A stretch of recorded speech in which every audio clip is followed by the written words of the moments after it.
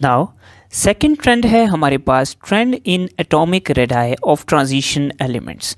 So let's look at the elements of 3D series and then बाकी elements के हम atomic radii को detail में देखेंगे. सो एटॉमिक रेडाई का जनरल ट्रेंड ये है कि शुरू में हमारे पास d ऑर्बिटल में इलेक्ट्रॉन्स कम हैं. नाउ यहाँ पर दो चीज़ों का कंपैरिजन है, keep in mind. First is effective atomic number और दूसरा कंपैरिजन है शील्डिंग का. तो अब जो फैक्टर डोमिनेंट होगा वो ही डिसाइड करेगा कि एटॉमिक रेडियस का क्या ट्रेंड है. नाउ शुरू वाले जो हमारे पास एलिमेंट्स हैं इनमें हमारे पास एटॉमिक नंबर इंक्रीज कर रहा है. So effective atomic number is increasing. अब शुरू में d ऑर्बिटल में इलेक्ट्रॉन्स का नंबर इतना ज़्यादा नहीं है तो शील्डिंग शुरू में इतनी ज़्यादा नहीं होती. अगर हम देखना चाहें तो शुरू वाले एलिमेंट्स में 3D के अंदर इतने ज़्यादा इलेक्ट्रॉन्स नहीं हैं. This is 3D and this is its valence shell, we can call it 4s. तो d इलेक्ट्रॉन्स कम होने की वजह से न्यूक्लियस की लास्ट शेल के ऊपर जो फोर्सेस हैं वो स्ट्रॉन्ग होती हैं. तो शुरू में effective atomic number is increasing और शील्डिंग कम है, इतनी ज़्यादा नहीं है. This does not mean that shielding is decreasing, shielding is increasing. लेकिन इसका मतलब ये है कि शील्डिंग शुरू में इतनी ज़्यादा नहीं है जितना इफेक्टिव एटॉमिक नंबर ज़्यादा है. तो शुरू में ओवरऑल इफेक्टिव एटॉमिक नंबर ज़्यादा होने की वजह से हमारे पास जो रेडियस है वो क्या करता है, डिक्रीज़ करता है. सो शुरू वाले 3-4 एलिमेंट्स में जो एटॉमिक रेडियस है वो डिक्रीज़ करेगा. देन व्हाट हैपन्स, देन जब हम मिड वाले एलिमेंट्स पे आते हैं तो what happens in mid, mid में हमारे पास इफेक्टिव एटॉमिक नंबर भी इंक्रीज़ कर रहा है लेकिन नंबर ऑफ d इलेक्ट्रॉन्स भी यहाँ तक पहुँचते पहुँचते ज़्यादा हो चुका है.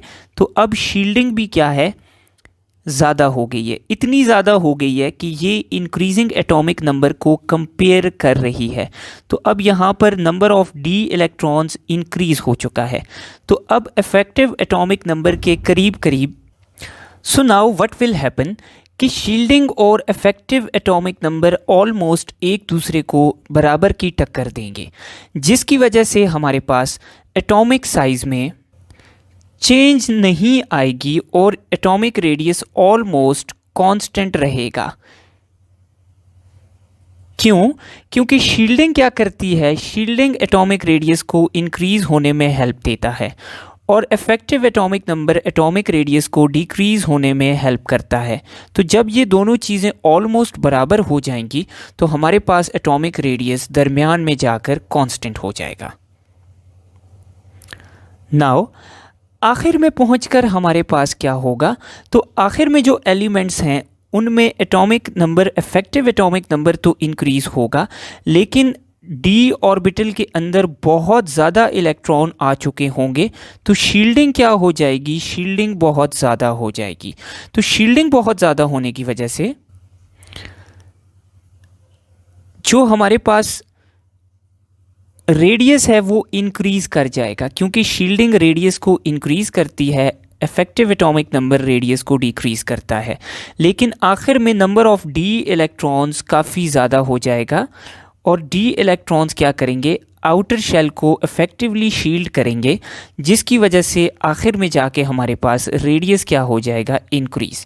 सो लास्ट में हमारे पास रेडियस का ये ट्रेंड है कि आखिर में जाके ये इंक्रीज़ करता है.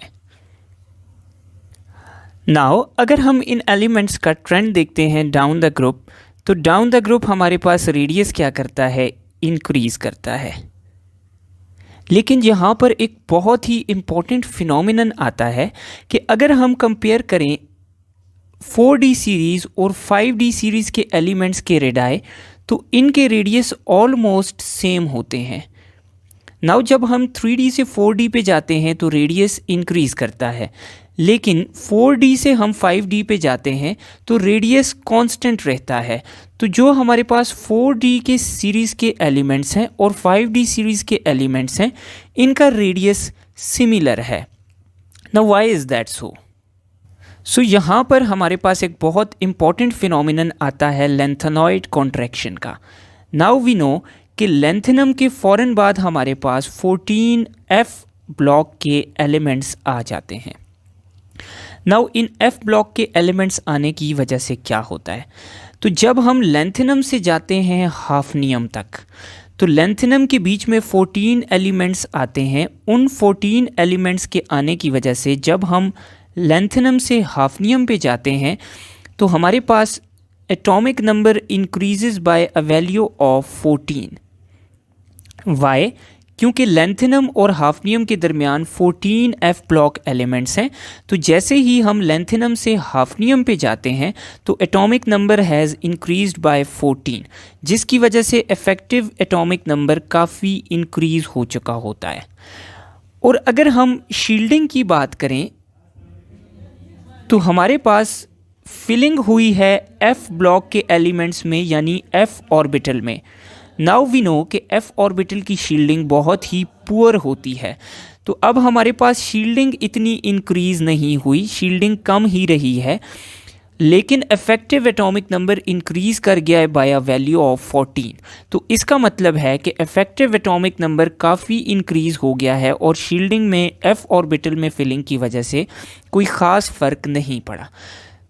तो इसकी वजह से जब हम लेंथेनम से हाफनियम पे जाते हैं तो इफ़ेक्टिव एटॉमिक नंबर बहुत इंक्रीज़ हो चुका होता है, जिसकी वजह से हाफनियम का साइज़ काफ़ी छोटा हो जाता है due to very high effective atomic number.